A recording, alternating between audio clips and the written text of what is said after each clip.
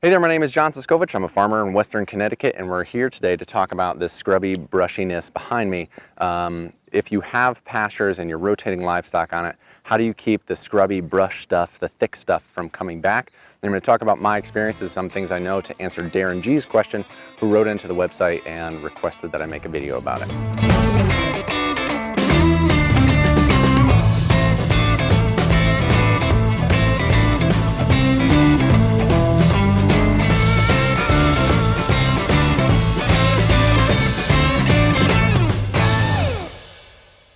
So today we're talking about land management with livestock, and in particular keeping this stuff at bay. Now Darren wrote in, he's got 100 acres and they're surrounded by forest, and what is happening is that the bushes and the shrubs are coming back. And how do you defeat that? How do you keep that back with livestock? Now I'll share my experiences, and there are people who are better at this than me who are probably going to write in, hopefully, on the comment section for this video. But we'll start with what I know to answer Darren's question for keeping the thicker, woodier stuff from coming back. Now, livestock can serve two purposes on your farm. You can use them for production, whether it's eggs, or it's eggs, meat, protein, or milk. And you can use them for land management, where you're keeping control of your fields in a way that you want to, in order to make them productive, in order to get more production out of your animals. Next year I'll be bringing some animals in here just for land management instead of mowing, keeping the weeds and the shrubs at bay, which is very much to the heart of what today's video is all about.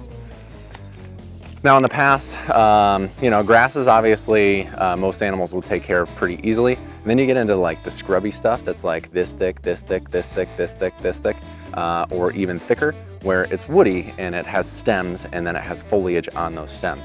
And my experience with sheep is that they defoliate it up to the point with which they can reach. I'll put them around multiflora rose bushes, and they'll chew off all the leaves and the petals, but they can only get so high because they're only so tall, and the sheep won't chew through the woody stems of stuff. They'll just eat the foliage.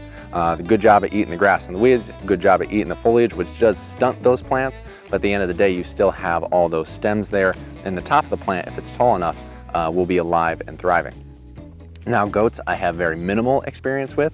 Again, they do a lot of defoliating. I think from what I've heard, read, and seen, but not experienced on my own farm, that they'll eat more of the stems, but you can't expect them to chew through some of the thicker, woodier stuff. The nice green stems, I'm sure they would chew through a lot more, but if you had anything that was starting to establish, they're gonna leave that as a bush. And again, they can only get up so high, so you're gonna reach a certain level, and then that plant is going to be able to live on. So if you have something that started to get established, say it's 2 or 3 years old, it's going to live on beyond your goats. Now pigs, what pigs will do is they'll do some defoliating to where they can reach, but they're going to root around the ground around that bush, especially if it's established, and they're not going to chew through that woody stem. Again, nothing is getting through the thicker, woodier stems.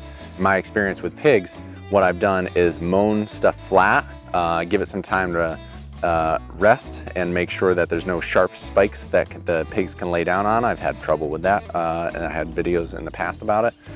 I mow it down, and this works for the rose bushes, the willows, the autumn olive that I get here. And what the pigs will do, if they can walk over and around it, they will root around that root ball, loosen it up, and pop those roots out. And then I go through and rake it flat, and backseed it with a variety of pasture seed, whatever I have on hand at the time, where they're getting rid of the root mass, so that plant is less likely to come back because it now has no roots established. But that pig's not going to pull that bush out by itself. It's just going to root around and gradually root prune and maybe kill back some of that. And then with pigs, if you're doing your pasture edge, they do kind of make a mess, and they do make things ruddy, and you'll have to rake or scrape it flat. And that's just part of your management and something you're going to have to decide for yourself on your property. Now cows, defoliation again, but they don't like the really woody stuff. They're very picky about what they want to eat, and not having cows on this property, and I've only managed cows as livestock for 1 year, and I was still very, very green at this, so I'm not going to speak really any further about the effect that they can have on bushy and scrubby areas. Now, if you want to get into the granular details and you want to manage your land better, I would highly recommend getting the books from the Holistic Management books by Alan Savory. He's got a workbook, and the book, which is like a couple hundred pages. It's super dense. but it's really good at describing, helping you decipher what your land actually is, how it recovers, and what is the best way to have an impact on it, and then ways to track that over time. Now, to answer Darren's question, what I would recommend if you have cows and horses like he does, managing the grass and keeping that back, and you're worried about the scrubs, once a year go through and do a mowing, or have that mixed pasture livestock situation where you have goats eating along your fence line, and then you have the cows and horses eating in the main part of the field, and then raising pigs in the woods. What I do is I mow paths through the woods to make it easier for me to put up a fence that I know that they can see and they're not going to run through. Then on the inside of that woods, I just let it grow and let it do its thing. And if it gets too thick for me, I might go in there and thin it out. But in general, I just kind of let it do its thing, let the pigs do their thing. The less time I spend on the tractor when I'm managing livestock, the better, because that's not really the point. The point of the livestock is to eat the stuff that's growing on the ground so that I don't have to mow it or do anything about it. In the future iterations of what my farm is becoming, this year we focused on brewery ingredients and some infrastructure upgrades, so my livestock level's a little lower. Next year I'm bringing in more livestock, not just for production and protein, but for land management, keeping the fields down and keeping the edges a lot cleaner, a little bit more passively, and having a little bit of a menagerie here for people who are coming to visit and want to see more livestock on the farm during my farm tours. So, Doug, I know that wasn't the cleanest answer to your question. It's a little distracting with all the flies and bugs this time of year, end of July. But I have never seen an animal chew through the woody stems of stuff. Goats will do it to some effect on smaller shrubs and bushes, but again, they're only going to reach what they can eat with how tall they are, and then the rest of the plant is going to flourish. So you just go through once or twice a year, bush hog it and keep it clean. Setting up your fences in a way where you can bush hog on the inside and bush hog on the outside once a year makes it so much easier to manage. You know, instead of going right up against the rock wall, having some space where you can create a lane to mow.